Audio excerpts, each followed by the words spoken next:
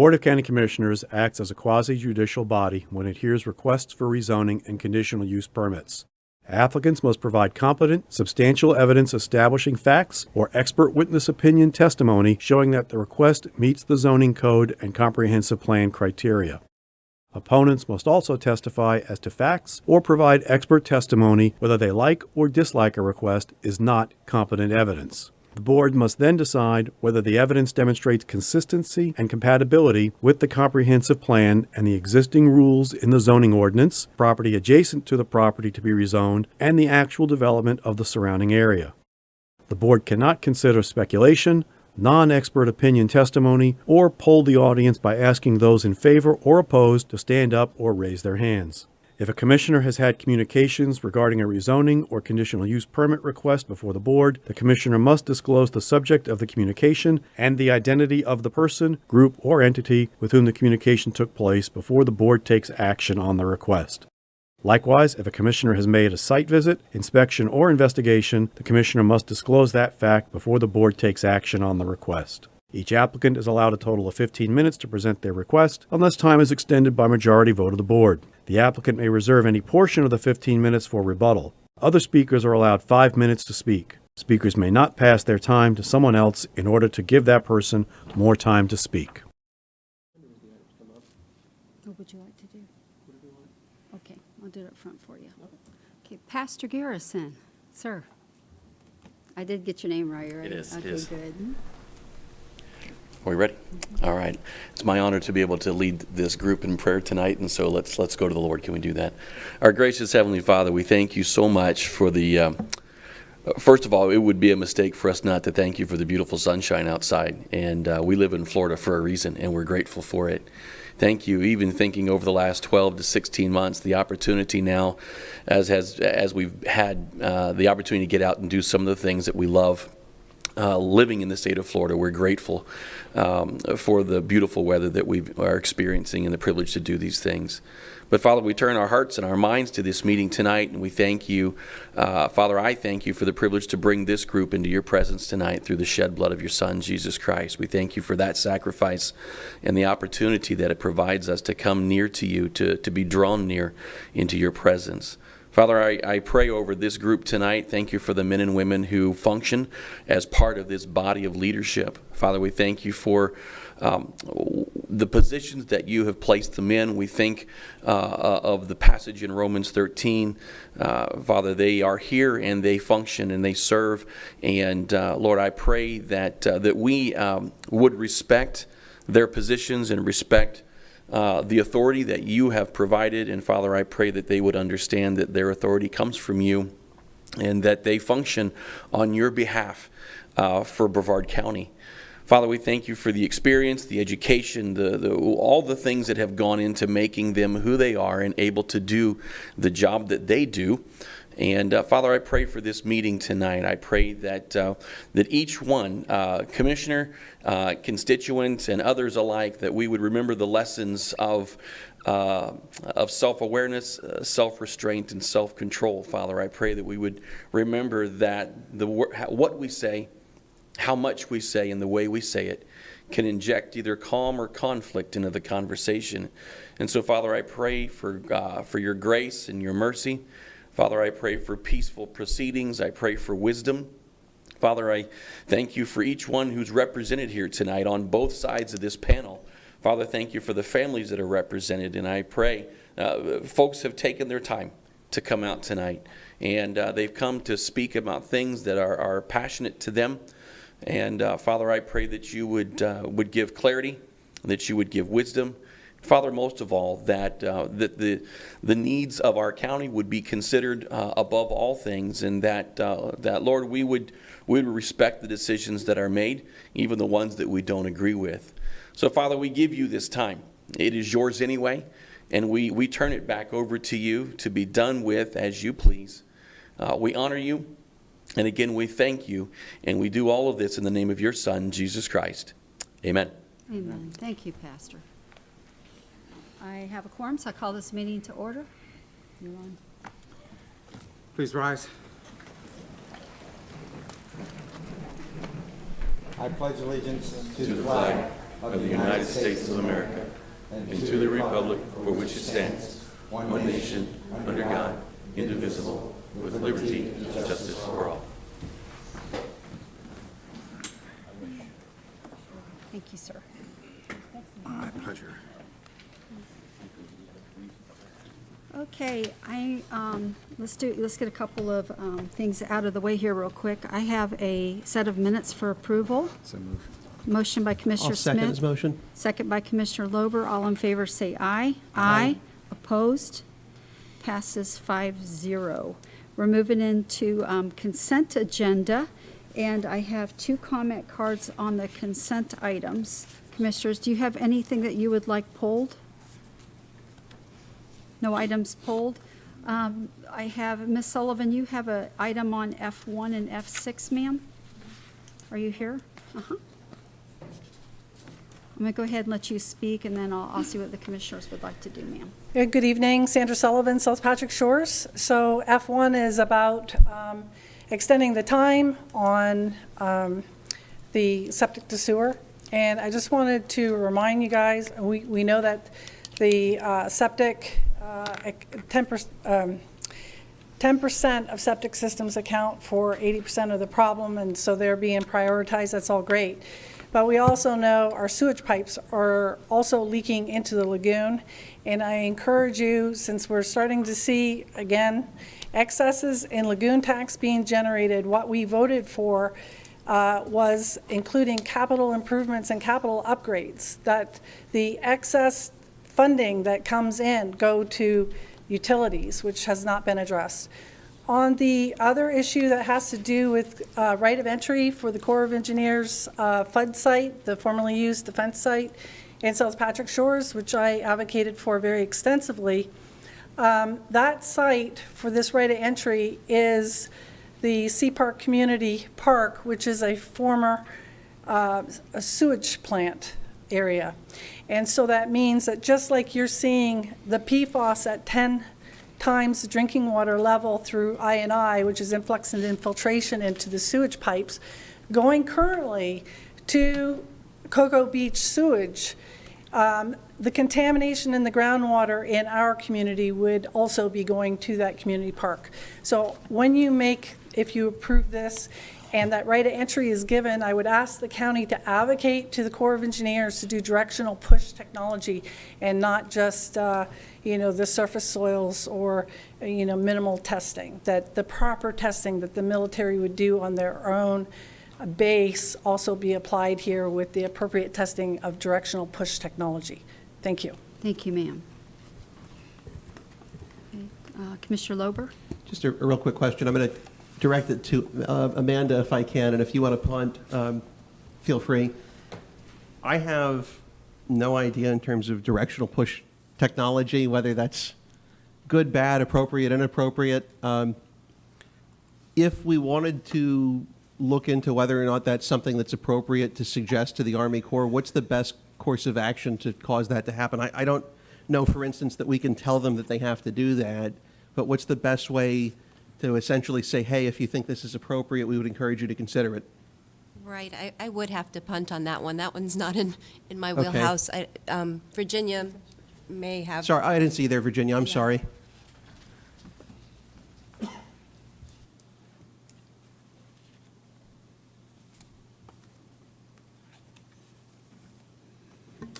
Thank you. We could send an email to them asking for information on what technology they plan to use and why, but I don't, this is their process and their protocol and their expertise. So I'm not sure what you want. Okay, I'll go ahead and move to approve both of the items, and additionally to authorize staff to send an email to the Army Corps inquiring as to the nature of the technology they plan on using, and depending upon the response, if it's appropriate, bring it back to the commission for further discussion. Do you have a motion? That was a motion. That's my motion. Motion by Commissioner Lober, second by Commissioner Smith. All in favor, say aye. Aye. Aye. Opposed? Passes 5-0. Okay, I need a motion to approve thank you, to approve the rest of the consent agenda. So moved. Motion by Commissioner Zonka. Second. By Commissioner Lober. All in favor, say aye. Aye. Aye. Opposed, passes 5-0. We're moving into public comments. And I have just a couple here on the fluoridation. And Dr. McKnight, I think you're here, right? Nice to see you. I got an opportunity to talk to you. We are going to be doing a community meeting in June, and I had the date written down here, just so everybody knows. June the 21st. It's a Monday at 5 o'clock in a wonderful facility in Mims. So looking forward to get public input and let the consumers of Mims have an ability to make a decision on their water, and I appreciate you, ma'am. And on that, I'll call you up first.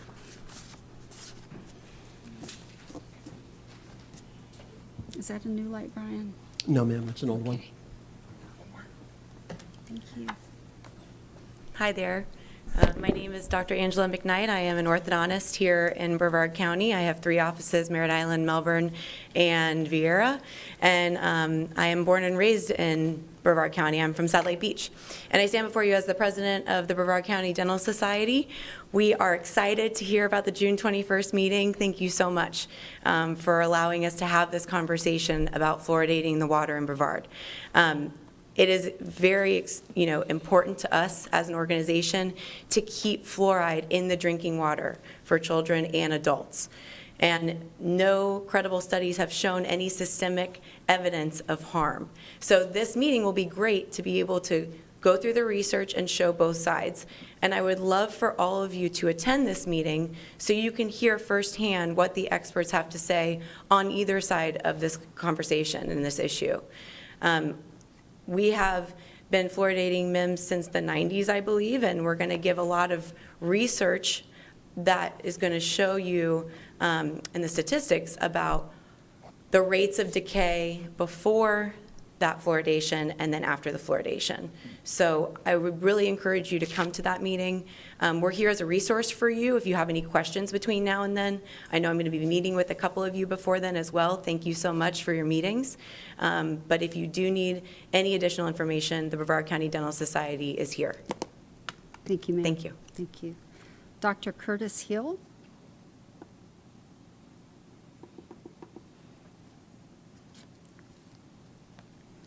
Dr. Hill, are you here?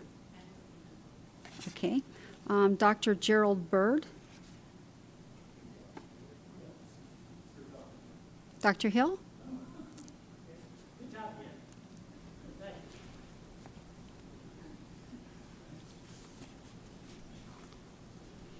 Looks like you came straight from work. I'm sorry? Looks like you came straight from work. You're right, I did. Thank Yeah. you. Sorry. All right, thank you for having us. I appreciate it. Chairman, Commissioners, I'm here to speak in favor of placing our fluoride question back on some agenda that you would see fit to properly vet, discuss, and otherwise not do what was recently done at the MIMS decision, because I'm not sure of the status of that vote. But due to a public health issue that we think in the organized dentistry, and I'm a member and a past president of the Brevard County Dental Society, and I'm a delegate to the Florida State Dental Association, and I'm also a Florida certified board examiner for the Board of Dentistry.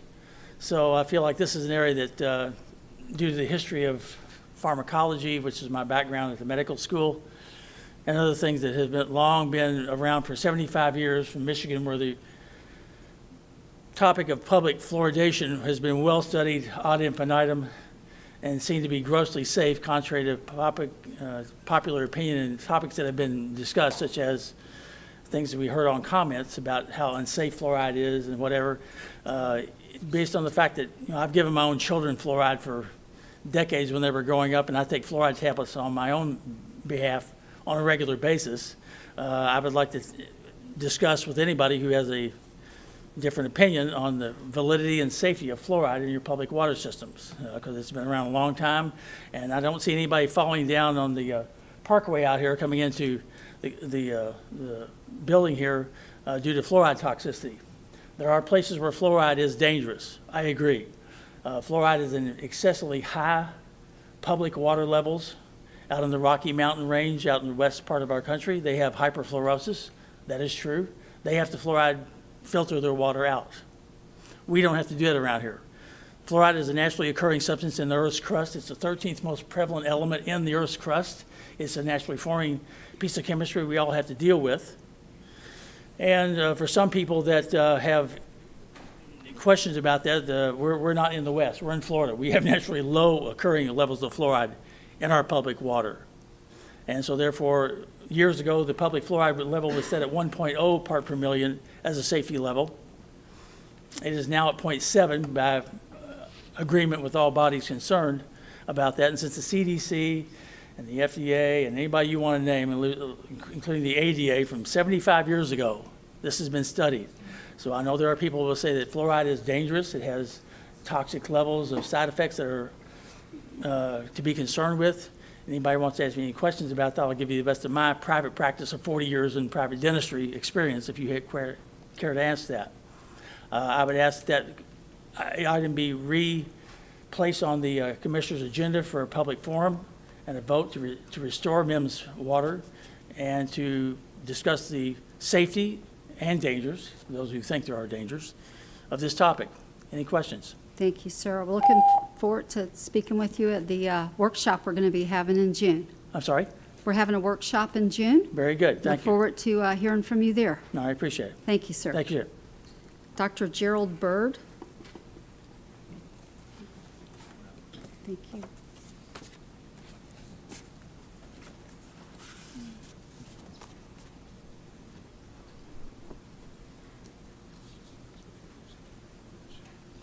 Hello, sir. Hello. So I want to thank you for this opportunity. Thank you for this opportunity to talk to you. My name is Gerald W. Bird, DMD. I'm an oral and maxillofacial surgeon. I live at 1983 Rockledge Drive, Rockledge, Florida, 32955. My home number is 321-639-1378. I'm kind of medically out of the best part of my life.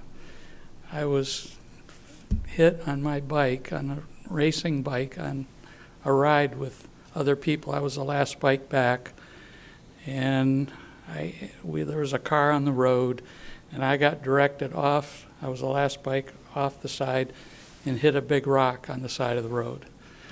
I had several broken instances on the right side of my body, including my head.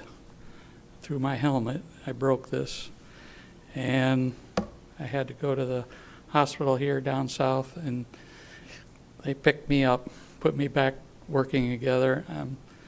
I was one of those cases that was probably could have died one way or the other. This happened last September 1st. And 3 months in the hospital and coming around, and now I can talk. And I quite frankly did not know this was going on. So I just wrote some things down that are, maybe of interest. My wife, Geraldine, who's sitting back with me, and I are from Grand Rapids, Michigan. We were the first city in the entire United States to make our fluoride in the water part of the law. That happened in 1944. I was born in 54, so that was 10 years after. My wife was born in 55, 9 years after. So we lived in Grand Rapids where the fluoride was passed at that point. And every big state and the rest of the country gradually came about it. My wife was in Grand Rapids her entire life, from up until 29 years old. I actually had to go to school in Detroit. I was at dental school in Detroit and did my residency in oral and maxillofacial surgery, but I had treated water there. In 1985, we moved to the city here south, Rockledge, and I opened up my practice there. And obviously Rockledge water was already way ahead as a time. Ms. Bird, I'm sorry, but I tell you what, I'm going to give you a call tomorrow so I Okay. can finish hearing the rest of your story, Okay, okay? And I'm going to have my assistant get with you in a minute and get your number, and I would like to give you a call if you wouldn't okay. mind. Well, Thank you, I'm sir. 67, my wife's 66. We've Well, you drank this look all great, our and we're life. glad you worked through this tragedy great real care. well. Thank you, sir. Thank you. Thank you. I have Dr. John Andrews.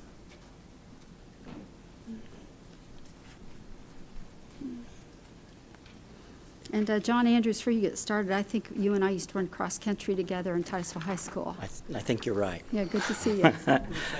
He was. So I'm John Andrews. I live in Titusville, 777 Florencia Circle. And I guess really what I just wanted to ask is that I realize that the commission, you guys do a lot of stuff that I never get to see. And I appreciate all your efforts. It's not an easy job. But that said, I feel like that as a practicing dentist for going on 30 years now, that I've seen the effects of what's going on. I'm not going to go into the science. I'm not going to even do any of that. But really for me, and I sent a letter to all of you guys this week, the thing that bothers me is that I feel like that the public should have been involved in this decision prior to the decision being made. And some of the responses I got back all involved home rule. And home rule is good, but at the same time, those people in MEMS did vote for fluoride. That's Dr. the way I Andrews, understand it. just so you know, you missed the beginning of the meeting, I'm guessing. We're going to have a community meeting. I understand that. Okay. I understand that, but at the Okay. same time, they voted for it. And I just feel like that the preponderance of the evidence, the 7,000 articles, are much stronger than a few dentists that, you know, might even have gone to school where they even believe that fluoride's okay, and they've taken different positions. And it just bothers me. I feel like that the people that are affected are not the people that are coming to my practice, quite frankly. They're the people who can't afford dental care, basic dental services, and they end up in our hospitals because they haven't had fluoride and they get bad abscesses and they feel like they have nowhere to turn. So those people is everybody's concern, because all of us have to pay those bills on a local, state, federal level to take care of those things. And that's what bothers me. And I wish we could reconsider this. So, Thank you, Dr. thank you Andrews. for your time. Thank you, sir. Okay. Okay, I have Miss Sandra Sullivan.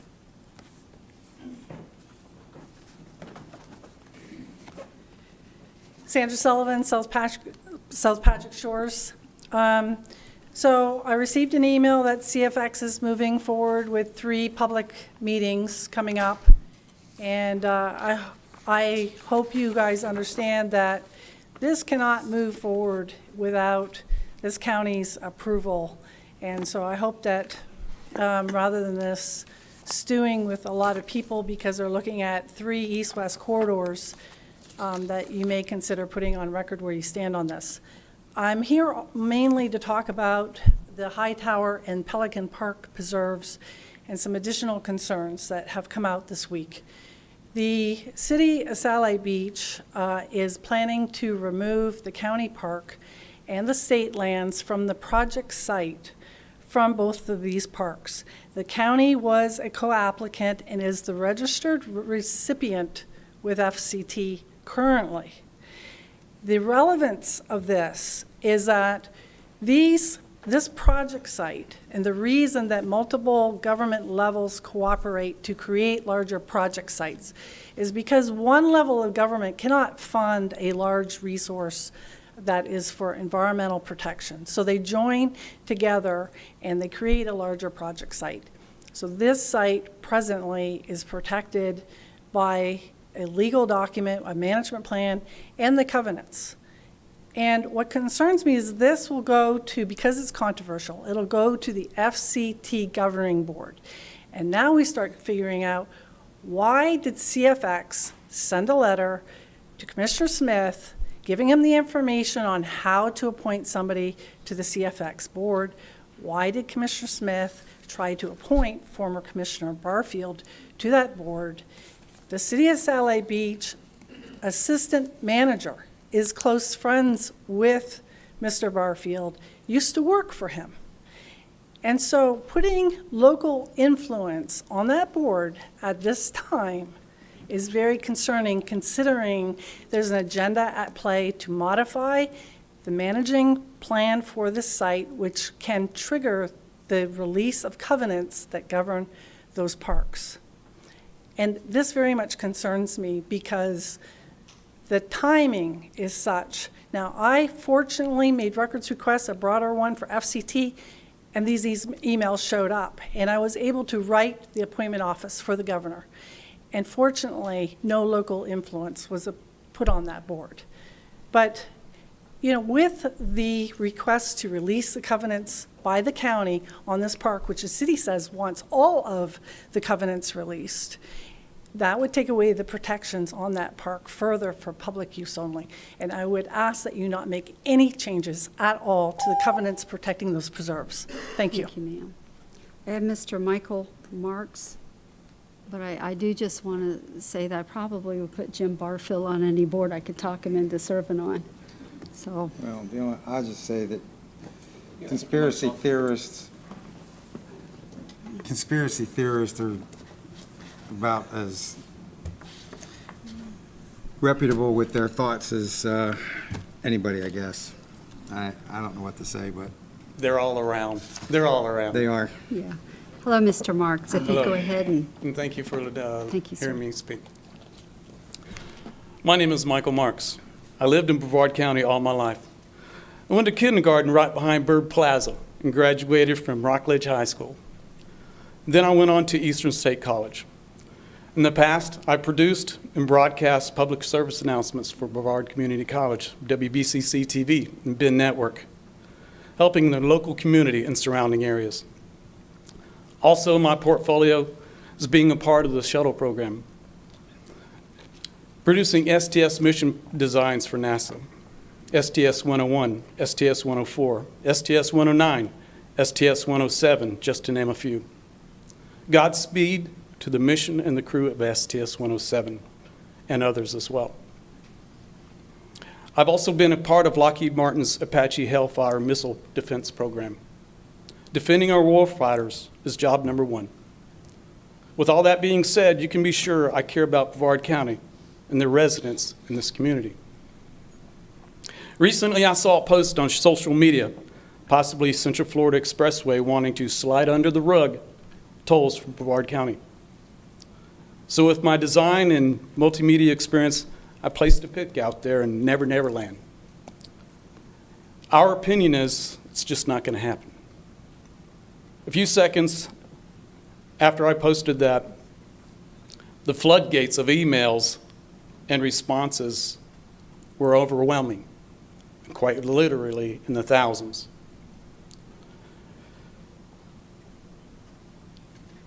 And I personally really can't believe the uplifting response from our area simply saying no. Some of the responses, I'll just read you a few of them. Some of the responses were, 4th District Commissioner Kurt Smith wants to turn over our section of 528 to the Central Florida Expressway. He just shot himself in the foot. Traffic on 520 will be a nightmare. Let's fight. And another one, please find some good candidates to replace the current on our commission board. I was explicit. Day after they approved the slush fund for themselves, they should all be removed. And one more. One more. Kurt Smith has to be getting something out of this. We're being straight up sold. These comments are just a fraction of the community saying no to CFX's thought process. You can tell CFX Director Laura Kelly, Brevard is not a part of the CSX family, as she stated on 5/18/21. She also said she wants to hear from Brevard County residents. sorry, if you want to maybe send that off to the commissioners tomorrow, whatever you have left, and give us an opportunity to read it, but your time's up tonight, Thank sir. you. But thank you for coming. Thank you, appreciate it. Thank you, sir. Do we have Can any I more do- public comment? Yeah, let me do one, a couple Yeah, more, and you're please. in. Write your notes. Please. Okay. I have Netsuwan, last name. Did I say it right? Netsuwan. Wonderful, thank you. Okay. Hi, my name is Chinisra Netsuwan, and I just moved here from Cleveland, Ohio, about a month ago to Merritt Island. And as Mr. Mark said, I have been seeing speculation over social media about possible toll roads on State Route 528, and I am concerned that CFX plans are not transparent enough. And I think the possible tolls will divert a lot of the traffic to other roads, State Road 520 and Sea Ray Drive, especially Sykes Creek Bridge. And the increase of traffic on these roads will degrade the infrastructure. And the infrastructure might not have been made for that increase in traffic. That'll increase more costs to rebuild it. And previously, I've also lived in Michigan where there were no toll roads, and I've seen the impact of that. So I'm not completely opposed. I would just like more transparency from CFX on where these possible toll funds will go, if it's going to go back to Brevard County, if it's going to come back to Merritt Island. I just don't want to see the money going somewhere like Orlando, where they probably already got a lot of money. That's all for me. Thank you. Thank you, ma'am, you did great. And I have Miss Shannon Campbell.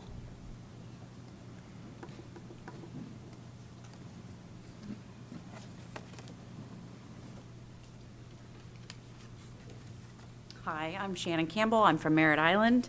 I wanted to speak in response to the CFX proposal to acquire portions of Brevard 528. Tolls in that area have already existed at one time.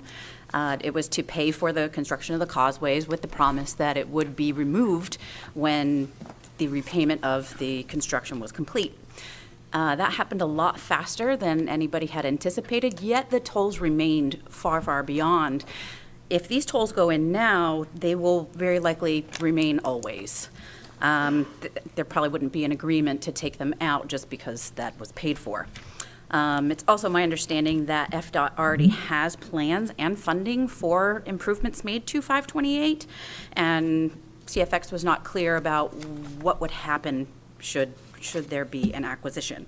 I was born and raised here on Merritt Island. I also operate a business on Merritt Island that is a service-based business, which means I have multiple trucks on the road all day, every day, and the majority of my business is in Central Brevard, which means that, it's going to cost us more to do business as it is. We already pay a lot of tolls going to and from Orlando to pick up products and things like that, but just to try to do our job would then cost us more. The reason for that is because, Barrier Islands and Merritt Island have so few options for travel to the mainland. And that, to me, is the biggest concern, is we have few options. In larger areas, they have the choice to go on toll roads, to pay extra, to have a little bit less traffic aggravation. We would not have that choice. It would be more of a necessity because we have like 3 options to get from the islands to the mainland. And then, of course, like others have said, we would have a higher volume of traffic on the 520 especially, even some side roads that weren't ever meant for that volume of traffic. Thank you for your time. Thank you, ma'am.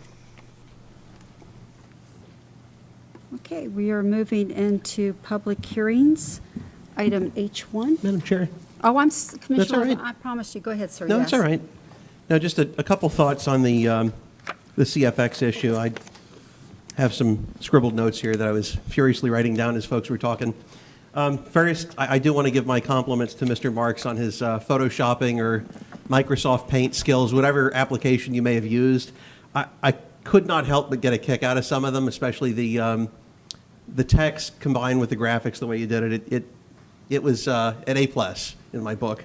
I was probably one of those several thousand responses, or several of the several thousand responses that you saw. Now, a few thoughts, and I'll just say first off to the folks that came here to speak on the issue. Number one, thank you for taking the time to actually come out. A lot of folks, it's very easy to be a keyboard warrior, but it's a lot harder to actually take time out of your day and to show up for a commission meeting where, frankly, most folks are a little nervous behind a podium in front of a decent-sized audience. So you have my respect for that at the forefront. Now, I agree with some, but not everything that was said. The thing that I agree with most that I do want to focus on is the aspect of tolls. To me, whether CFX takes over a portion of roadway or not is secondary to whether or not there's a possibility or a likelihood that there are going to be tolls there. That, to me, is the concerning question. Are they going to be able to put tolls there? Are there going to be restrictions on what those tolls might be? I think that the folks that suggested there was some ambiguity about that, or that it looked like there would be tolls, I tend to agree with you. I think there at least was ambiguity with respect to that. From my perspective, just to be totally blunt with this, I'm not going to move forward with green lighting anything that involves us committing with respect to moving forward down that path unless there's clarity that they're not going to be tolls put in place in Brevard County on that roadway. If they want it because they think they can increase their ability to secure favorable interest rates for bonds by having a larger system, and it's limited to that, maybe it's a good idea. But if they're doing it for the purpose of expanding revenue to be used, even if it's all used here, I still don't know that I'm thrilled with it. So I'm not going to say that I'm categorically opposed to any condition under which CFX could take it over, but I am opposed to having them take it over if it involves any likelihood that they're going to have the ability to put in place tolls on that roadway. Certainly it has an impact on every district. I think it has a disproportionate impact on my district, and the folks that came up here, obviously are disproportionately from my district, and they're going to be impacted perhaps on a daily or multiple times a day basis as opposed to impacted when they travel to or from Orlando. With respect to the argument that 520 and the Sykes Creek Bridge, or the Sea Ray Drive Bridge, I should say, are going to face increased traffic if their tolls put on 528, I agree with you. I think that's a very likely outcome. It's nice that we've allocated in the recent past several $1 million to rebuild that bridge, the small bridge that's just north of 528 on Sea Ray Drive. But no, I don't think anyone contemplated having a large percentage of the volume of 528 on a routine basis making use of that. So, that point certainly is well made with respect to me. The last thing I'll say before we can, I guess, get on with the rest of this is that even though I'm not as thrilled with the proposal as my colleague Commissioner Smith appears to have been, at least initially, I will say that I have zero thought that there's any ill motive or personal gain or anything like that. I saw some stuff online that suggested there's a financial interest that he has in this thing. I just, that to me, to hear conspiracy theories, that's a good way to phrase it. I don't see that at all. I have no doubt that he has a proper good motivation for this, and I would tend to agree with the portion of his motivation that goes towards CFX maintaining a road in a very high standard, better than FDOT does generally. But again, the question for me is not, are they going to maintain it better? It's, do we want to potentially have that additional cost to maintaining it better? Every single person who's reached out to me directly or indirectly on this issue, with one exception, and I'll tell you why, has been against it from my constituents. The one exception was a woman that I heard indirectly from my office by text today, thought that it might be okay to have tolls because there was a belief that her property taxes would be lessened as a result of tolls. I don't think that's something that's in the cards. So the one that was potentially favorable toward it, her basis for favoring it really doesn't appear to be a very solid basis. So I'll leave it at that, but I just want to thank you guys again that came out. I think it is important because frankly, it's something that if you don't come and voice, having it out there in internet land may not have the same level of impact. Commissioner Smith. Thank you, Madam Chair. I want to thank all of you for coming also. It's interesting to hear the points of view. I just want to state a couple of facts. There has not been a board discussion with CFX about taking over 528. There's been no discussion about tolls. So all this hyperbole is speculation, fear, maybe even fear-mongering because people have an agenda to drive. I don't know. But the road needs a lot of upgrades. It needs a lot of money spent on it. FDOT is the owner of that road. CFX owns the rest of 528. So it only makes sense that CFX should own all of it, from the perspective that they already do, one, and two, because if they own it, they're a lot more responsive locally to the people, because they're a local organization. FDOT is up in Tallahassee. Nobody knows who they are. Nobody knows how to reach them, how responsive they are. CFX is very responsive. You can drive to their meetings. You can't drive 60 minutes to a Tallahassee meeting. So there's a lot of reasons. Talking about tolls is definitely putting the cart before the horse. We haven't even gotten there yet. We don't even know who's going to own this road. Somebody's going to have to upgrade this road at some point in time. And who's going to pay for it? And how is it going to be paid for? Tolls is one way, and that would be a user fee. User fees make a lot of sense for a lot of different reasons. And I will just point out that this commission, back in 2017, passed a resolution to join the Central Florida Expressway Authority to give us a voice. Because after all, we are part of Central Florida. So why wouldn't we have a voice? Makes sense.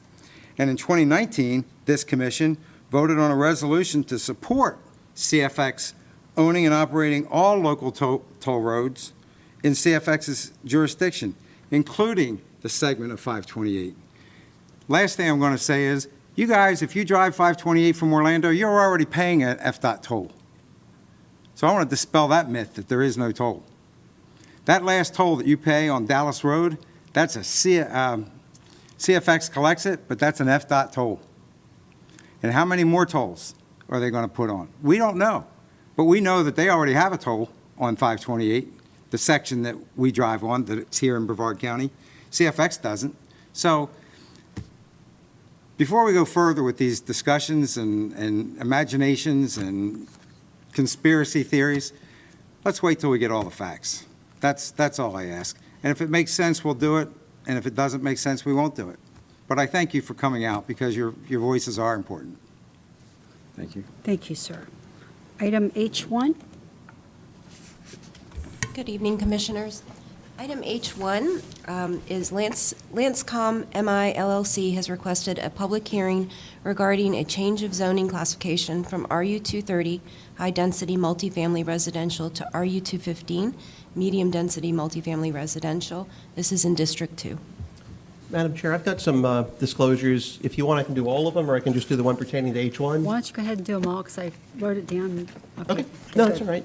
So with H1, so the item we're talking about now, on 5/17, the applicant sent an email to my office regarding the proposal. On H5, the CAT-CAM LLC item, on 5/26 and 5/25, I spoke with the applicant, who appears to be on the front row there, regarding the proposal. And on H6, the Cultural Land LLC item, the zoning class request, on 5/17, I received an email with an attachment from Bruce Moya, who represents the applicant. Another email from him on 5/18 with a BDP draft. On 5/20, 5/24, and 5/26, I discussed the proposal with him. And then on 5/27, so today, earlier, I sent an email to him that included BDP content in furtherance of the discussion that we had previously. So on H1, with respect to it, it's actually a reduction in density, so I'm happy to go ahead and approve it at this point. I'll go ahead and make a motion on H1. Okay. I do, but it's the applicant. Are you good? Does anybody want to come speak for approving it? Mr. Lance? I didn't think you would. Okay, I have a motion. Do I have a second? Second. Second by Commissioner Smith. All in favor? Aye. Opposed? Passes 5-0. Thank you, sir. Thank you. Item H2. For item H2, J.W. Dunn Lodge No. 37 Incorporated, represented by Patrick Meyer, has requested a public hearing regarding change of zoning classification from INL, institutional use low intensity, to RR1, rural residential. It's in District 4. Madam Chair, I'd like to move to pass this. I'll second it. Okay, I have a motion and a second. I do have two cards. Patrick Meyer, are you the applicant, sir? Okay, if we're passing it, Ms. Karen Don't get up here and mess Diliberto? it up, just stay right there. All good? Okay, I have a motion and a second. All in favor, say aye. Aye. Aye. Opposed? Passes 5-0. I've learned a lot of times if I got the votes, just start being quiet, right? Yeah, gotcha. Item H3. Item H3 is Habitat for Humanity of Brevard County Incorporated, represented by Kim Rosanka, has requested a public hearing regarding the change of zoning classification from AU, agricultural residential, to RU 113, single-family residential. It's in District 5. Commissioner Zonka. Yes, I just want to disclose that Mr. Rosenka called me yesterday just to see if I had any questions, and I have no issue with this at all. So I'll make a motion to I'll approve. second it. Motion and second. Ms. Rosanka, okay. A motion and second. All in favor, say aye. Aye. Aye. Opposed? Passes 5-0. Item, oh, I had one more. Oh, that's there. H4. H4 and H5 are companion items, so I'll read them into the record together, but they will require separate motions. H4, CatCam LLC, represented by Patricia Garagozlo, has requested a public hearing regarding a small-scale comprehensive plan amendment, 21S.02, to change the future land use designation from NC, Neighborhood Commercial, to CC, Community Commercial. It's in District 2. And the companion zoning item, CatCam LLC, has requested a public hearing regarding a change of zoning classification from AU, agricultural residential, to BU2, retail, warehousing, and wholesale commercial. And it's also in District 2. It's the same property. Commissioner Lober, I have a card that says applicant, so I'm going to let you go ahead and. Okay, if it works for you, what I'm comfortable doing with respect to H4 is approving H4 as is. With H5, I looked at a lot of the conversation that pertained to this item before the dependent special district. They were looking at BU1, the applicant was requesting BU2. Looking at what's consistent in the area, hugging it on both sides, there's BU2. Admittedly, on one of the sides, we're talking north-south, the front half, the eastern half that hugs Courtney is BU1, and the back western half, furthest from Courtney, is BU2. I don't have a problem mirroring the least imposition of those two comparable properties that are immediately adjacent to this one. So I'm fine, and I'll defer to Amanda and the applicant if this works for them as well, to make a motion to approve on the eastern half that hugs Courtney, BU1, and on the western half, furthest from Courtney, BU2. Is that sufficiently specific for both of you all? Earlier, we spoke with the applicant about the westerly 130 feet being BU2, and then the eastern remaining portion as So is that roughly the BU1. halfway mark? Right, If right. that's roughly the They're halfway different mark, and- dimensions on the north and south property line. If I see the applicants nodding, that's good? Yes, it's good. Okay, I'll take yes, that's good as being good. So that's my motion to approve it with the conditions that were stated by Amanda. Okay, sir, they asked that I did two motions. Would you go ahead and do H4 and then Okay. H5? I'll just move to approve H4 by itself without any change or modification. We have a motion and a second by Commissioner Smith. All in favor, say aye. Aye. Opposed? Passes 5-0. H5, sir? So H5 by motion, referencing again the exact specifications or the layout that Amanda had stated. Again, the goal is for the eastern half at the spot that she identified to make it BU1, and on the western half furthest from Courtney to make it BU2. Okay, have a motion.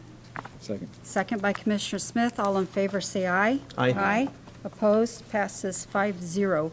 Item H6. H6 is Cultural Land LLC, requesting a public hearing regarding a change of zoning classification from BU1, General Retail Commercial, to BU2, Retail, Warehousing, and Wholesale Commercial. It's in District 2 as well. Madam Chair, Yes, sir. a quick disclosure. Yes, sir. Okay, thank you. Madam Chair, I spoke with Mr. Moya on 524 for about 3 minutes concerning this, and it was over the phone, and I neglected to put in a disclosure, so I'm doing it now. Thank you. Thank you, sir. Okay, Commissioner Lober. Right, this one's going to be a little more difficult, but I think we're going to be in a decent place here. Logan, if you could help me get oh, you do have it up. All right, perfect. So I tried my hand at a little Microsoft Publisher work here to try to articulate exactly what we're looking at. I am going to be moving to approve the request with the applicant agreeing to a BDP that includes all the conditions that I'm about to read in here, and bear with me because there are quite a few. This is the lot that we're looking at on the large screen here. Zooming in here, and this is not remotely to scale, this is just what I did on Microsoft Office or on Publisher. Up here, and I know they can't necessarily see it online, but I'm using a laser pointer referring to the solid kind of crimson or dark red line that runs along the east and runs along the north as well. That's to represent a 20-foot vegetative buffer that runs the entire north and the entire east. That's going to be specified in the BDP with no administrative waiver of any portion of it. Normally, a waiver would be able to be obtained to reduce it to 13.2 feet, so 13.2 feet. The 20-foot that we're specifying in the BDP is over 50%, larger than the 13.2 feet that would be generally available with an administrative waiver. Now, the other line, did I say the solid line? Yeah, I'm sorry, the dotted line was what I was referring to in this most recent slide. I apologize, not the solid line, the dotted crimson line. Now, the solid crimson line represents a 25-foot use buffer, so it's an additional 5 feet beyond the 20-foot vegetative buffer, where essentially all that can be done on it is maintaining that buffer and the fencing. So there's not going to be anything of the sort of parking, storage, sales, any of that. The goal is just to really buffer as much as we possibly can between any residential areas. There's an ag residence to the north, and their residences, albeit past a retention pond somewhat further to the east. So this is designed to mitigate any sort of impact that otherwise might be felt there.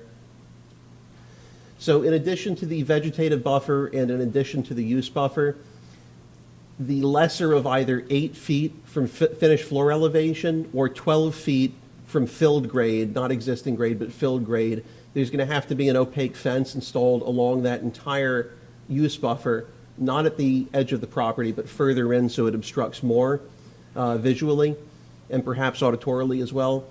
It's going to be either the applicant's choice of PVC or wood. I don't care. The whole goal is to make sure that it's opaque without having problems with, I understand from staff that we've had issues in the past with folks using chain link fence and then putting cloth there and saying, voila, now it's opaque. So that's not what we're talking about. BU2 typically doesn't have a requirement ever to go beyond 6 feet for any sort of a physical barrier like that, so this is substantially higher. And that max 6-foot barrier that's occasionally required or may be required with BU2, that's from existing grade as I understand it at the installation location. This 8-foot or 12-foot fence, as I discussed, it's 8 foot from finished floor elevation, which generally is going to reflect fill, a slab which may be 6 inches, and then flooring on top of it. Or even the filled grade, a 12-foot fence at that. It's a very substantial burden. It's going to do a lot with respect to really isolating any sort of negative impact to the north or the east. Lastly, we're excluding the following uses that would normally be permitted under BU2, and there's another page with further excluded uses. And these are pulled out of section 62-1483, sub 1, sub little b. Aquariums, auditoriums, automobile hire, automobile repairs is defined in 62-1102.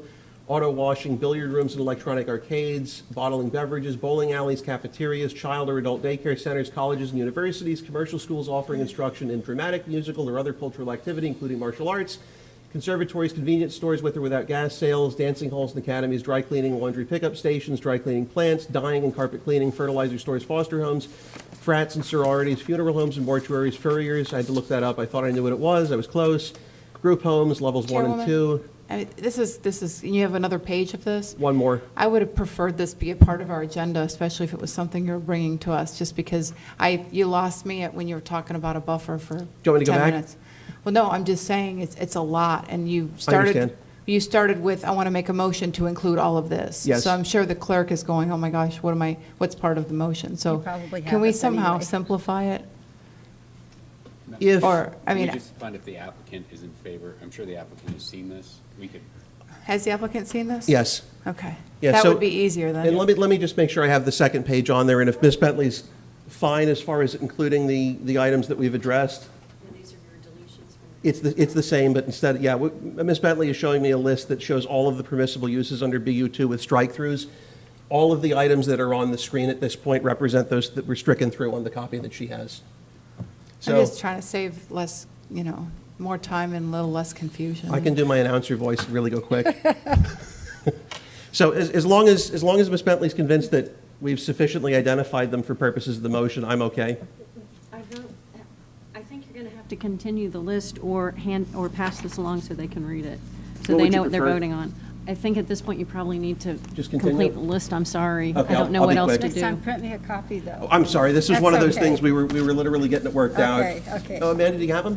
Oh, she's got, she's Okay, got well, it. Oh, wonderful. if we can give it a minute, maybe we'll just do it that way. That's, And then, Mr. Moya, as long as you're good, I know you've seen this by email as well.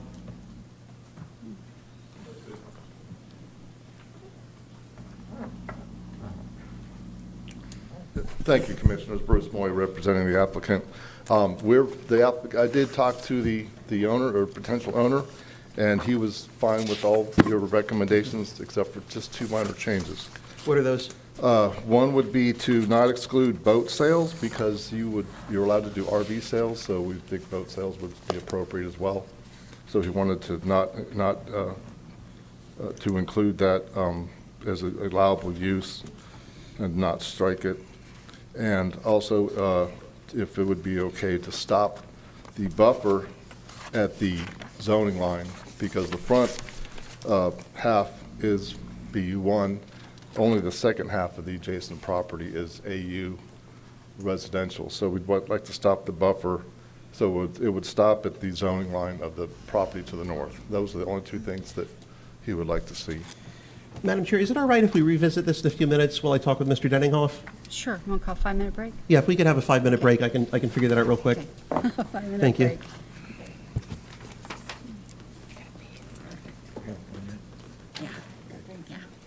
Well, I'm glad you're taking.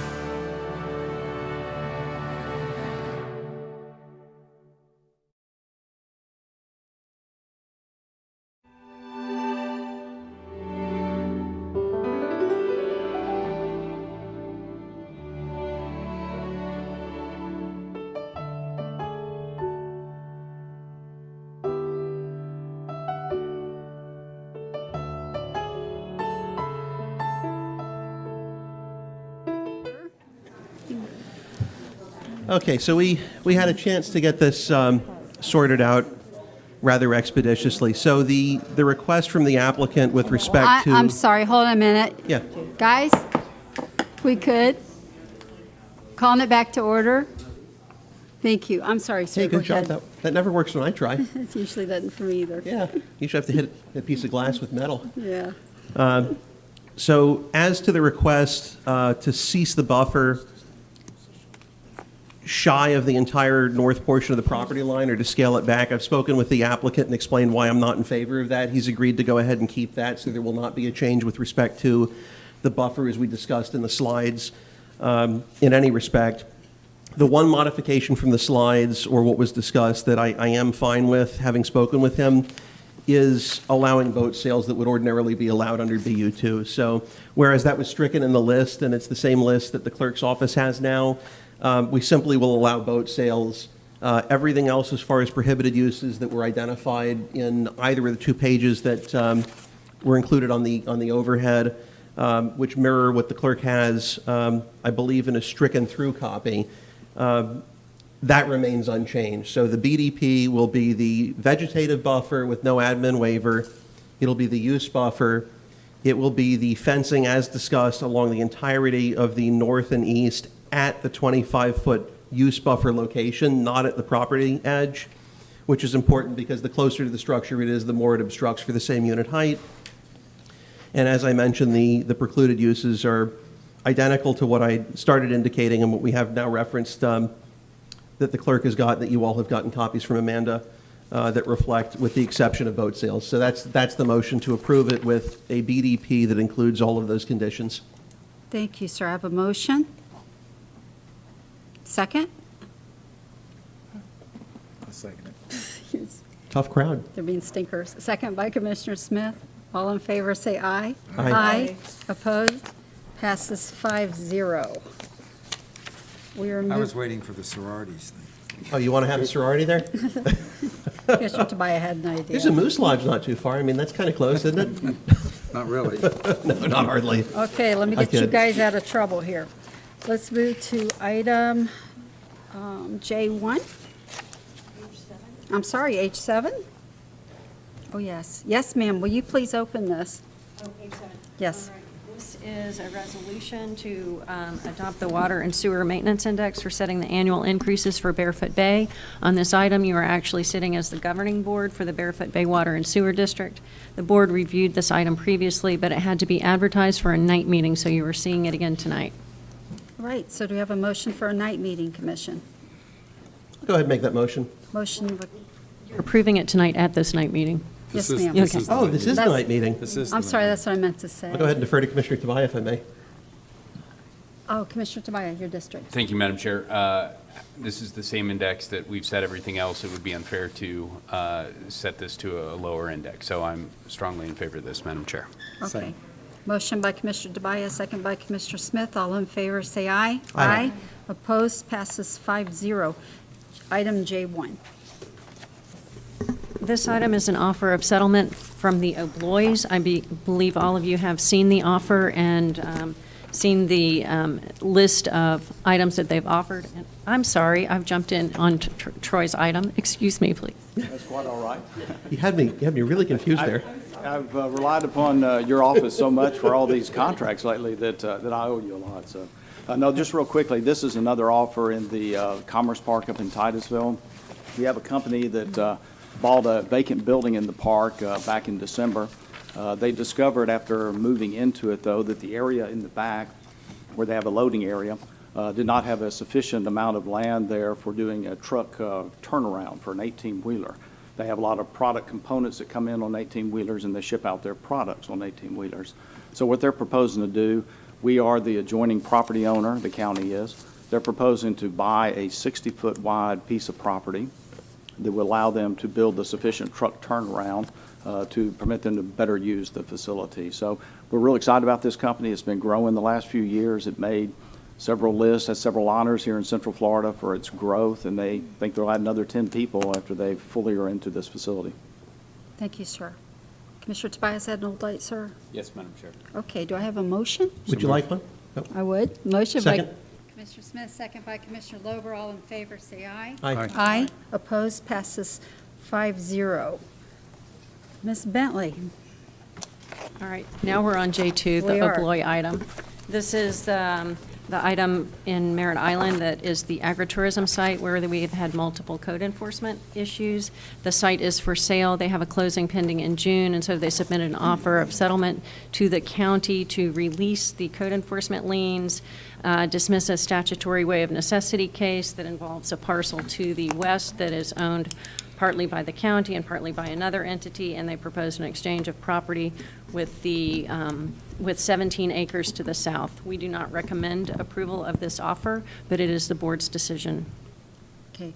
Commissioner Tobias, that's an old light, yes? I didn't touch it. I didn't think so. Yeah. Okay. Commissioner Lober?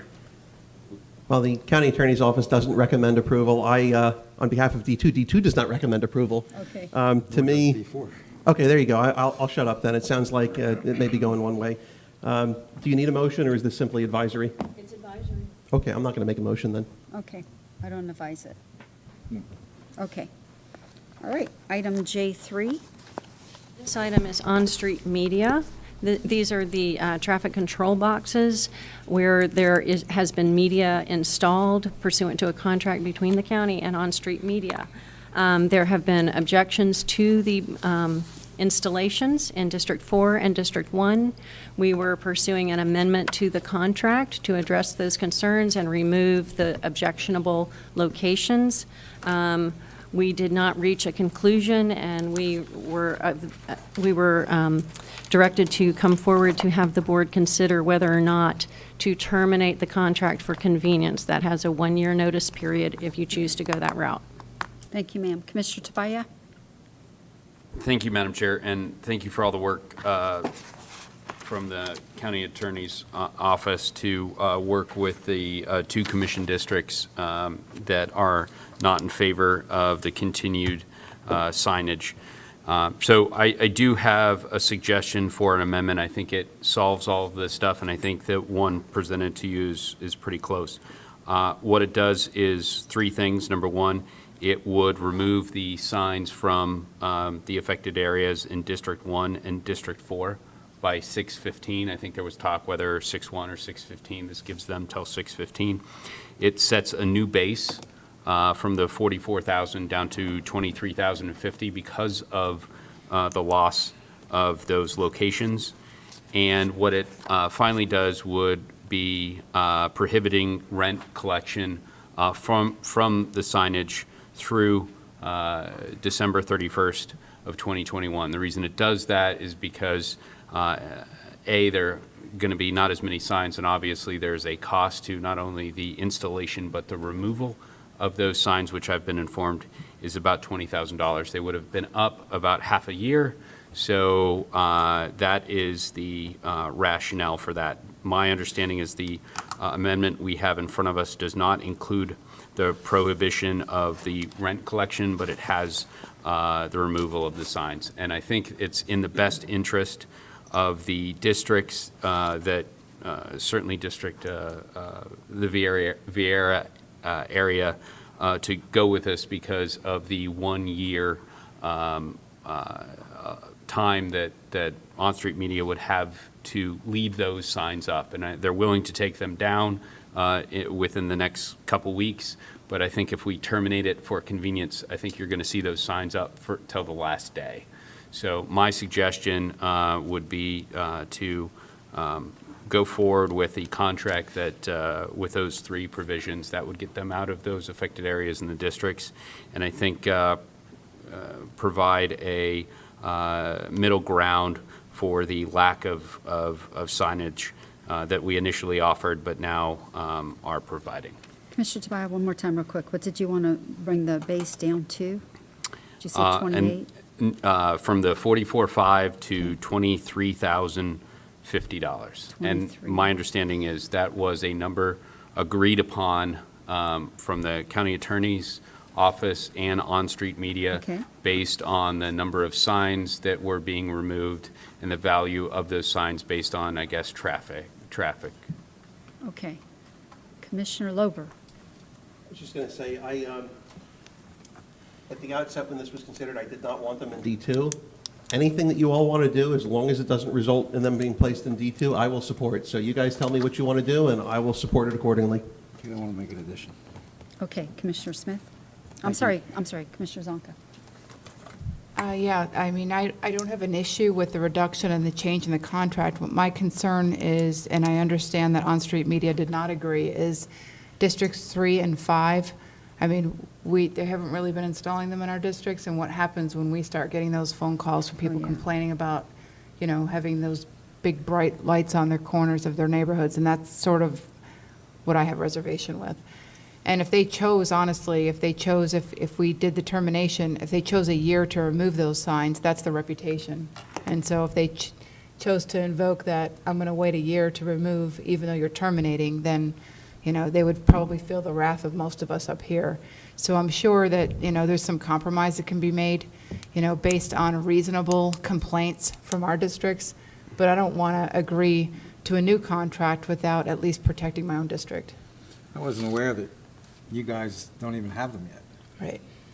So, yeah. I don't know if they have any in our district yet. They may, That could be but, another can of worms. but I don't believe so. I think they started in the districts, So your districts. then the so- question becomes, how do we resolve those issues? We had proposed language to On-Street that basically provided that On-Street Media would remove media installations upon the request of the county manager if there were complaints from the public in that Okay, so area. there you go. No, they did not agree to They that. Oh, they did not objected to agree to that. it. Yeah, Oh. they deleted that language. We moved forward trying to address the immediate problem, but this is the board's decision at this point. Well, that's a concern of mine, because if they haven't even, we didn't know. Nobody We has a didn't crystal know, ball. So we didn't right. know that folks in D1, folks in D4 would have issues. And we didn't know what some of these were gonna, that Right. were gonna have that kind of Right. impact. So, And they didn't either. It's new to them, it's new to us. right. So I'm So- not gonna agree to anything that doesn't address our districts. We need to be flexible. Yeah, Or- he's been really nice to work with. We gave a conversation from our office. The problem is they went in our residential areas. I had 3 times more calls on this than I did fluoride guys. So that's just how upset the community was about it. But the gentleman was wonderful about moving them out. So now I think we just got to figure out how to protect yours. I didn't know that you guys weren't happy with what you had. Well, it's not that, it's just they will not agree to remove them if we have complaints Yeah. on ours, or at least they remove that language from Okay. a proposal. Madam Chair, Yes, Commissioner Tabaya. first of all, I think, we have at least one card? We do, so we have 2. What my request would be on this, I think it's, from a business perspective, there are some issues with the complaint aspect, because these are labor-intensive to not only install, but then to garnish advertisers, and then, should they have to pull them, then there's a cost to that. So if there was one person that didn't like them, that could be very problematic. Maybe there's a middle ground. I don't know. I know that the suggestion that came out of the county attorney's office just doesn't work for that very reason. You could have one person literally look up the 19 locations and call the number and say, this sign bothers me, this sign bothers me, and it would make no sense for that company or any other company to move forward. So I will be making a motion to ask for this to come back to our meeting in July, I guess. With where some maybe kind of definition? Where maybe we can find some common ground to just having one complaint and then a removal by the county manager. Because got a from solution. Me too. the business's perspective, that would be terrible if one person, had that I agree. call and they just couldn't financially do it. But I also agree with Commissioner Zonka. She's doesn't want her constituents to be unhappy. So we're going to have to find what that middle ground is that you guys can live with. Right. And I I'm don't good with know, that. I know we're probably not going to come up with it up here. I mean, I think I got it. but we know what the parameters Well, are. let's listen to Commissioner This is Lober. either brilliant or moronic. You guys Okay. can tell me which. Oh, hold on just a second. Mr. Wilson, come on up. You can speak right after Commissioner Lober gets done, sir. So what I would suggest is you kind of have a two-part motion where you authorize staff either to approve the action that was suggested and simply giving them notice, or in the alternative, authorize them to implement a change to the policy whereby individual commissioners can request that particular signs in their district be removed. So if you, for instance, Commissioner Pritchett, feel that your threshold's 30 people calling, you can, in your subjective judgment, determine that that's an appropriate number and then direct that it be removed. In the alternative, if one person is perhaps hypersensitive, you don't need to make that call. So it's not the complaints themselves that trigger the removal. It's the district's commissioner who's most familiar with that district evaluating the credibility of the complaints and the number of complaints and making a call based on that. In fact, you may, if you make a motion along those lines, wish to direct staff to attempt to do that, and only in the event that On-Street's unwilling to sign on a provision or modification along those lines, then they're directed in the alternative to provide notice to terminate. That's my suggestion. Sir? All right. Thank you very much for your time. I appreciate it. I'm Ben Wilson, Associate Corporate Counsel from the Vieira Company. The Vieira Company is the master developer in Vieira. And we did voice our objections to the contract because the agreements, they're in violation of our PUD agreements because they don't meet the design guidelines that the Vieira Company has installed. And we also think that they don't satisfy the zoning code for things within county property.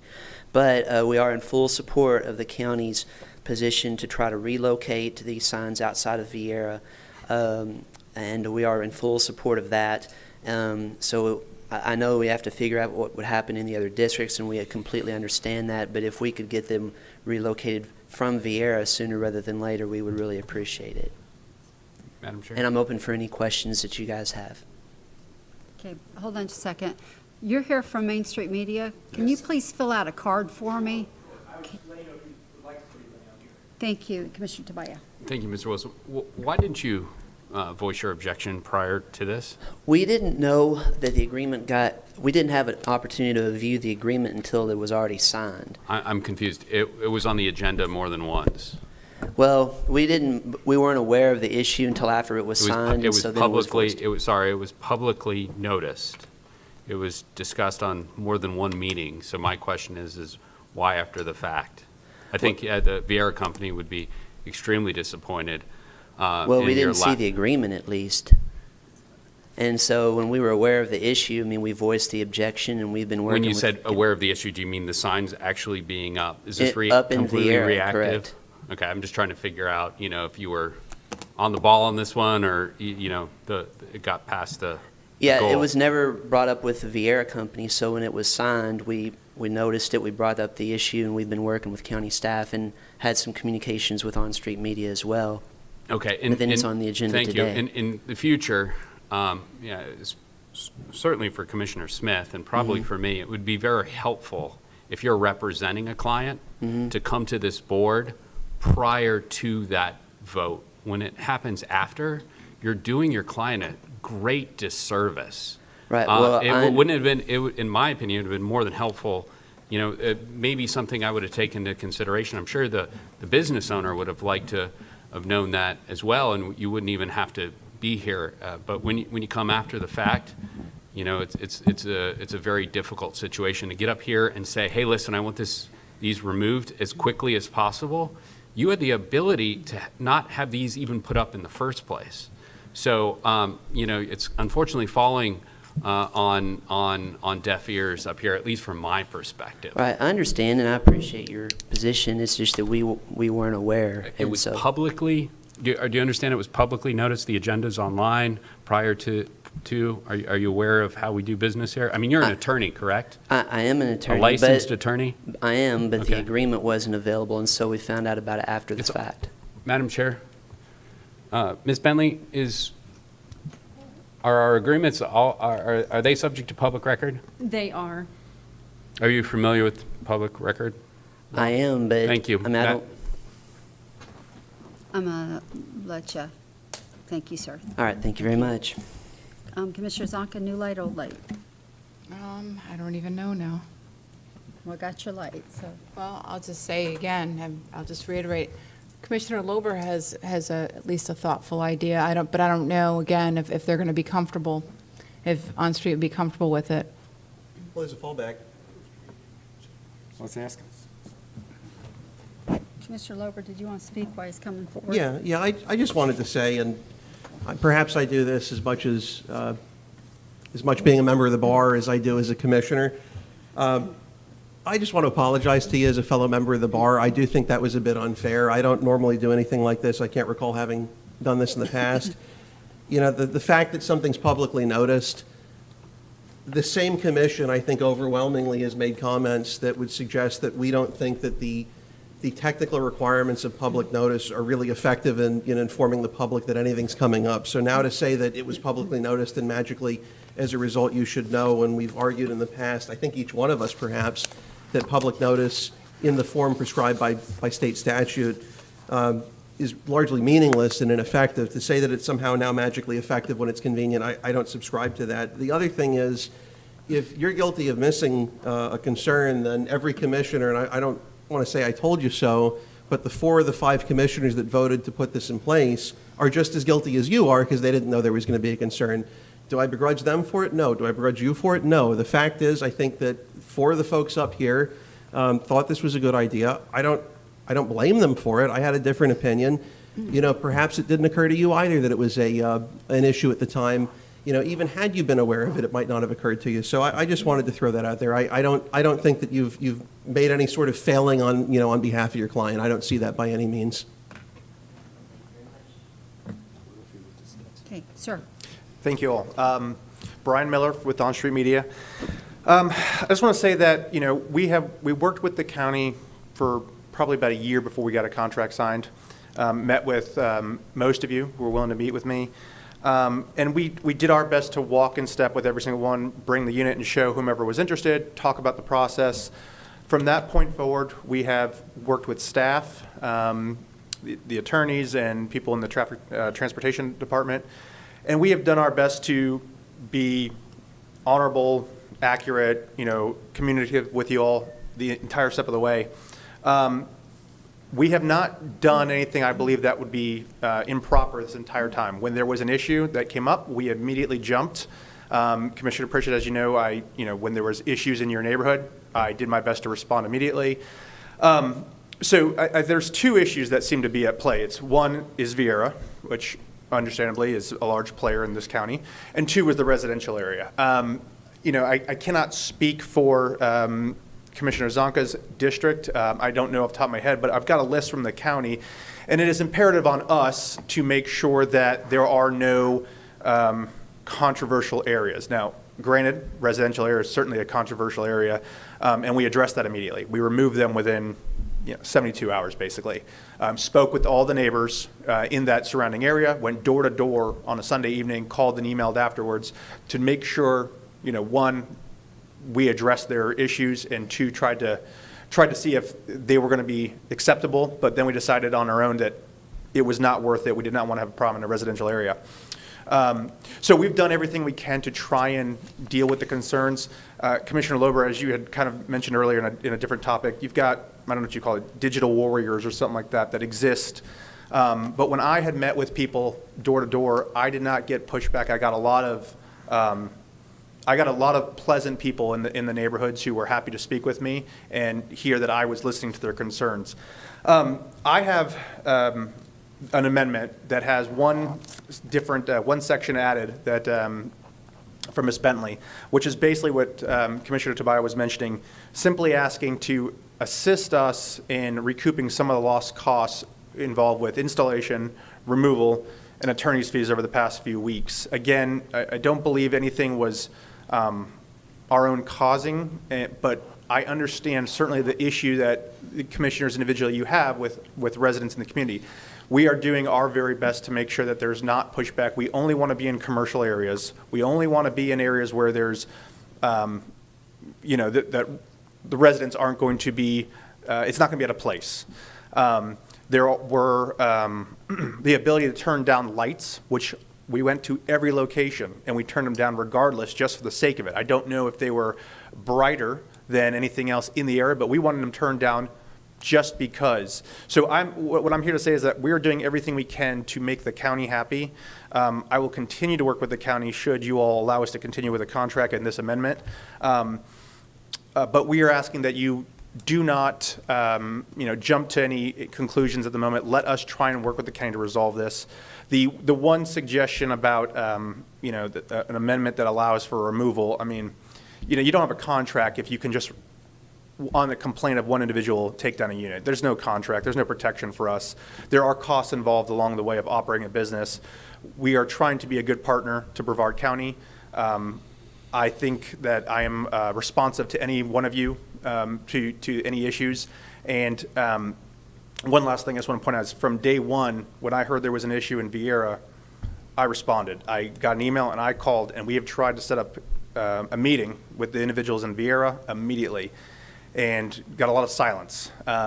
So we have done our best constantly to try and be communicative, reach out to whomever, try and discuss and have a reasonable middle ground if one was available. But I'm here to do whatever we can to stay a partner with Brevard County, and I'm hoping that you will allow us to continue to do that. I have a question for you. Sir. The 16 that you're losing here, can you pick up an extra 16 elsewhere in the county? No, you can't really pick up, I mean, if they're not suitable, they're not suitable, Okay. right? And if we can't go into an additional district, it's not going to work. And that's fine. It really is fine that we lose the units. It is what it is. Those are ideal. I mean, I can't tell you how popular those are. There's a lot of demand amongst the citizens of Brevard County, in Vieira in particular, for those locations, small businesses. And I know that Commissioner Pritchett, you may have heard some complaints along the way, but I assure you that I don't believe you guys are hearing the favoritism towards it, the people who are in demand for this. But having said that, no, we lose those units. It is what it is. We will go where we can go, and hopefully that it's a mutual win for us, the citizens, and the county. While the board is considering all their other options, I would point out that if you were to approve some sort of amendment tonight, you would not lose your termination for convenience clause. So if they were to do an amendment tonight, they could come back with a subsequent amendment to address these residential concerns. And if that didn't work out, you still had the same options that you have tonight with the termination. And if I may, I did bring 2 signed copies of that amendment with our additional line 5 in there, if you'd like me to hand it to you. That's the one with the reduced base rental, It has reduced boxes, and a waiver of the 2021 fees, Yes, right? ma'am. Yes, ma'am. Commission?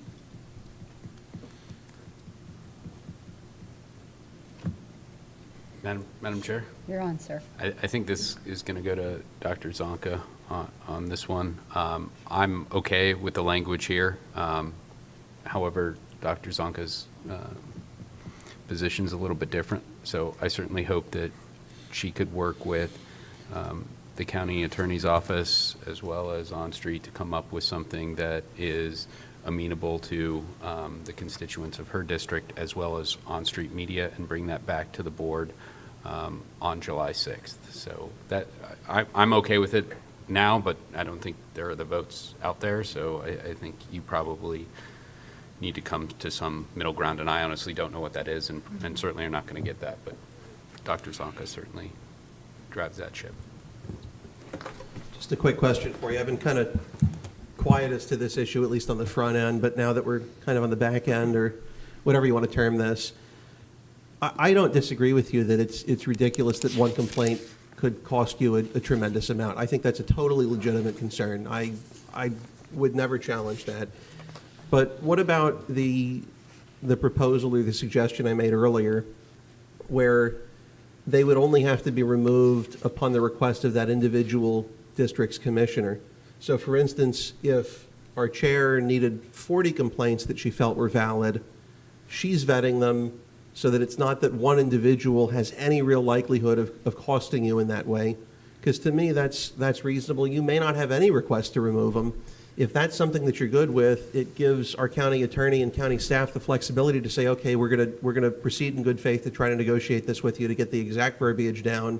But in the alternative that we don't, then we're going to cancel, which frankly, if you can't figure something out between now and whenever this is decided, today or after we come back from break, that's the worst case fallback for you guys. And I made no secret that I was not supportive of this on the front end, but seeing where it is, I'm just trying to get this resolved where this works out in a way that hopefully most folks are happy with up here. Yeah, I don't disagree with you on that thought. You know, everything's in the language. But in theory, I mean, when I heard, I'm not sure how I heard through the grapevine that there was issues, and I went out there and I dropped by the commissioner's office, spoke with her, and preemptively just realized it's a bad idea to have them in certain spots. So I am all for working with individual commissioners, however it takes, to make sure that there's no issues. I know while it's legal, it's a political thing, and I don't want pushback on you because there's pushback on me. So I'm doing my best to make sure that everybody is happy. So if I'm certainly open to that. Yeah, this is one of the few issues where there is no political fallout for me because I'm in kind of a unique position up here. It's not going to help or hurt me. I'm just trying to help out the other four that are sitting up here at this point. So I'll defer to Commissioner Zonka. I mean, if you want to make the motion that I proposed earlier, where you're basically saying that you'll authorize county staff or request that county staff attempt to negotiate with OnStreet such that there's a modification wherein individual commissioners can request that signage be removed at locations within their district, and in the event that that does not reach an agreement in a reasonable amount of time, then in the alternative, staff is authorized to terminate it. Fine, it's whatever you want to do, because it seems that this is going to impact you perhaps more than some of the others. So you tell me what you want to do, and I'll support it any which way. And I can tell you, I like the idea of you, or any of us, having that option, because your threshold may be different than mine. But I want to caution each and every one of you, we can see with the CFX thing tonight, emotion gets involved, and you get, Well, if you've known anything about me, we served long enough to, I don't ever act No, but I'm irrationally or telling you quickly. that you might get 30 or 40 people riled up out Yeah. there It's because. usually the same form email, just kind of like with the whole fluoride thing. Yeah. Which I respect everybody's, all the dentist opinions and stuff, but there's the same paragraph in each email. So, I mean, obviously, if I got any complaints, I would investigate myself. We don't ever act rashly. We are not a political office.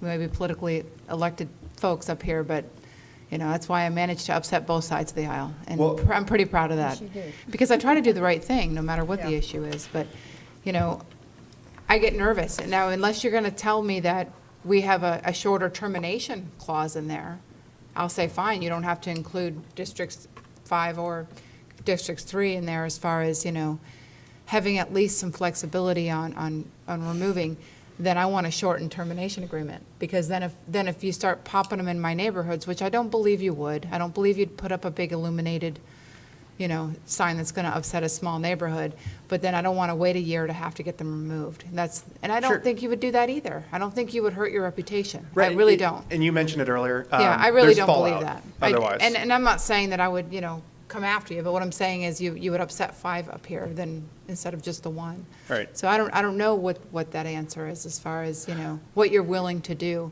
I can just give you my word, and you could take my word for it. We don't ever act irrationally. If that happens, you've got other 4 commissioners up here to say, you know what, this girl has me trying to remove everything in her district. I don't, believe me, wouldn't that's do not that my goal. anyway. I was a big fan of this program because I thought it was a great subtle way to advertise. I see the safety, the public service announcements you're putting up. I think those are awesome. I just want to be able to say to my residents, I've looked at this issue, I'm sorry, but this is a minor thing, this is not a problem, or that it is. I want to have at least some ability to do that, not be stuck with it for months. I can look through and map out your district versus these locations and just let you know what's on the list. I don't know off the top of my head, but I'd be happy to do so. And, I'm an attorney, and they tell you never ask an open-ended question that you don't know the answer to. But I would say, Commissioner Pritchett, has there been an issue outside of those residential areas? No. Okay. So 4 in the residential, 3 of them along Grissom, which were residential, commercial, but still very residential. And, they were gone within the week they went up. Partly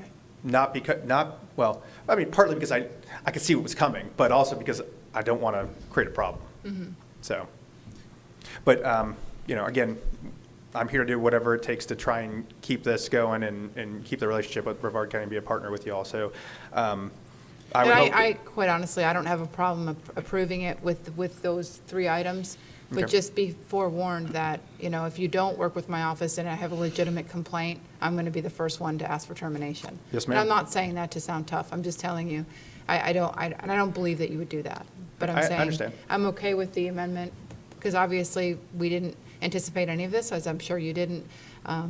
So, I'm fine with it, because I'll bring it back for And termination. he's demonstrated over and over again that he's a good businessman. He'll make Exactly. decisions that'll please you and the, I would make a motion to whatever makes Eden happy, however she wants to word it. Oh, you think she But- wants a part of this? But I would just like to say and make a motion that since Commissioner Lober has excluded District 2, that District 2 be excluded from any monies that come in the future until they go back, because it's pointless to give them, and it's a small amount anyway, even if it Right. was, but just, and no offense, but you don't want the signs in your territory, then you shouldn't be deriving any benefit either.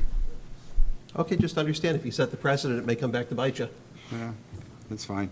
If I want to exempt my community from anything, then I made that decision. I almost don't think it's not fair. Like, if you had to do a reduction of signs in my district, that cuts down for my district as well. So I understand that, I'm fine with that. So if I've half as many as the other districts, I'm fine with that proportion changing as well. I don't know that we need to do that, as long as the four of us are, and if District 2 decides at some point that they want to put some signs up, then they get their fair share then too. Okay, Commissioner Tobias? So I'll make a motion to approve the document that was, amendment that was mentioned, which is the removal of the signs in D1 and D4 that were discussed by 6:15. And it sounds like he's more than willing to get on that as soon as possible, as he showed that he got rid of the ones He in did. D1 within whatever 72 hours. I was not aware of that. The new base at 23,050 and the prohibition for rent for 2021.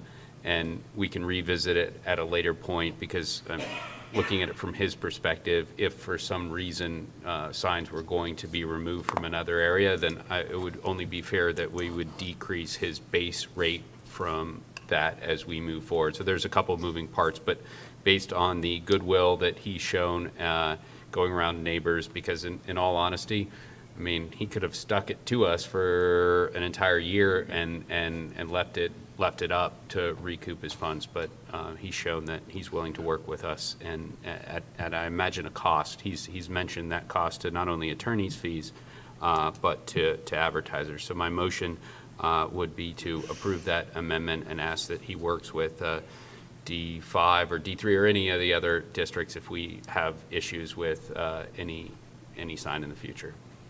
Okay, I have a motion. I'll Does second. anybody want to follow up on my motion, or we want to let that die? I'm sorry, What I was your apologize. My motion was to exclude District 2, since Since he District has 2 signs. excluded themselves from, they If- don't have any aggravation at all. We've got the aggravation.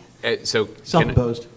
Okay, I would like to add, I guess, my amendment to Commissioner Smith's motion. So he'll have mine is not the base motion, his will be the base motion, and mine will be the amendment to his motion.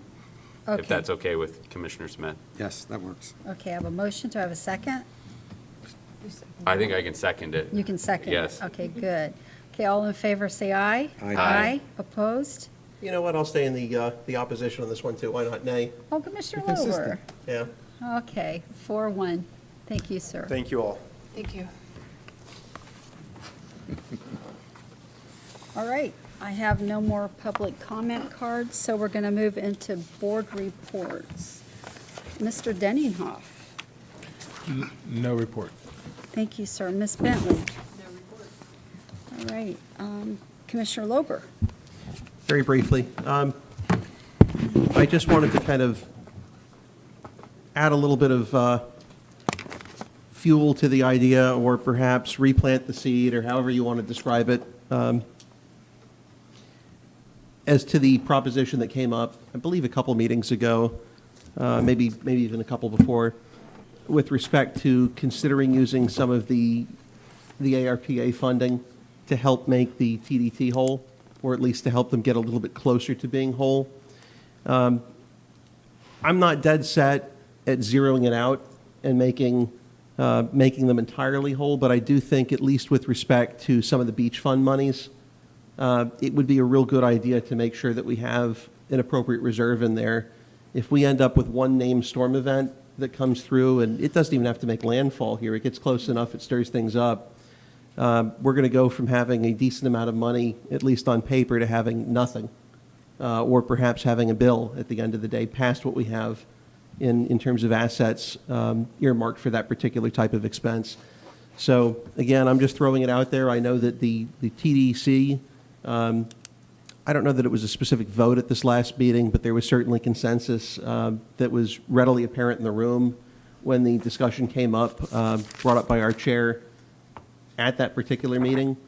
So if there's willingness to do that, I'll just throw out, I have some willingness to put some money there, something that's significant enough to make a difference to them.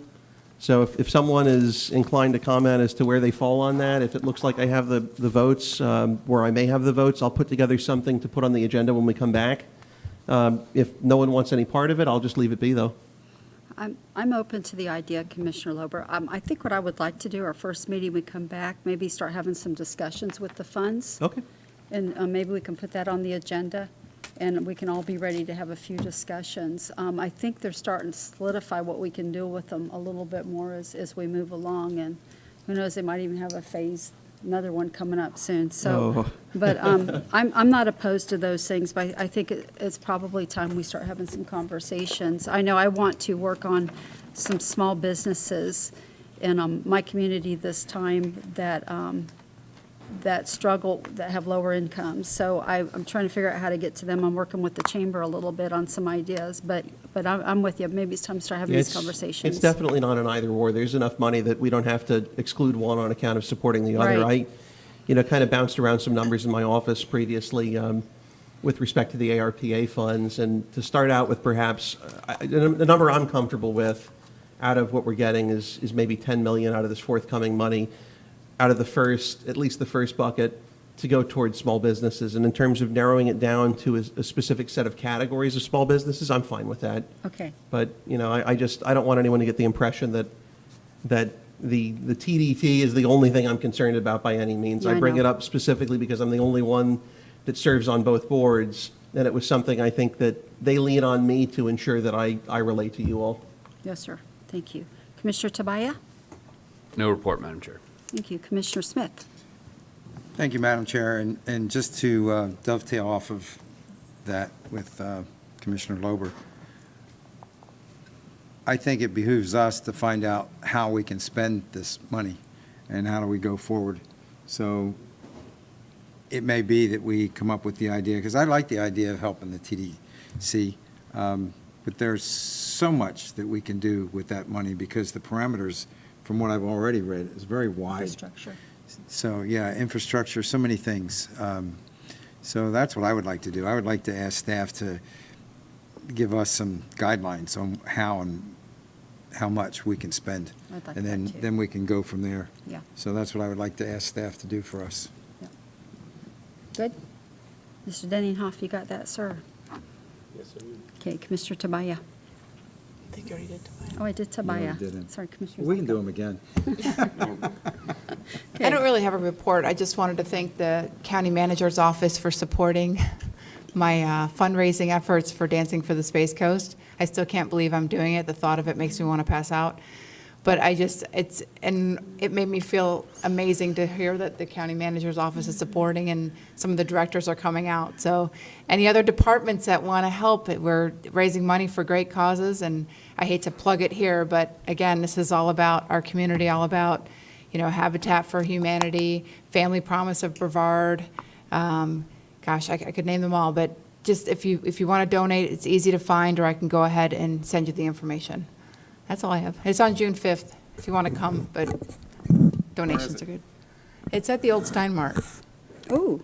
They were going to do it at FIT, and I guess because of, COVID restrictions, they decided not to. And I've had a few people criticize the idea of doing it at the old Steinmart, but we needed somewhere big because they sell out every year for the event. But if you think about it, it was at FIT's gym. I mean, where people sweat and, it's a stinky gym. I mean, it's a beautiful gym. But I think it's going to be a great event, and I'm really excited about it. And I may need a glass of wine beforehand, but Maybe a few. either way, we'll get through it. And I'm going to sign up a few people that smile and laugh that I'm doing it this year, so. Good for you. Wonderful. Good job, Commissioner Zonka. I just want to make a couple comments. And Commissioner Lober, Commissioner Zonka, and Commissioner DeBaya, you are welcome. That Commissioner Smith and myself took a little pressure off of you this time, and that we've been getting the hits. Just a couple things I want to say. You know, we're regular people up here. We live in the community. And we just do our best. We study out situations, trying to make good decisions. In light of that, I want to say with the fluoridation thing, I want to thank you guys for your consideration. I got a couple things to say on that, but I probably could have done better and maybe had a little more communications with my community at first. But you know what? We're going to have a meeting. I want to hear from them. To be honest with you, I've only heard from like 2 people in MIMS over the whole situation. So I really want them to have input.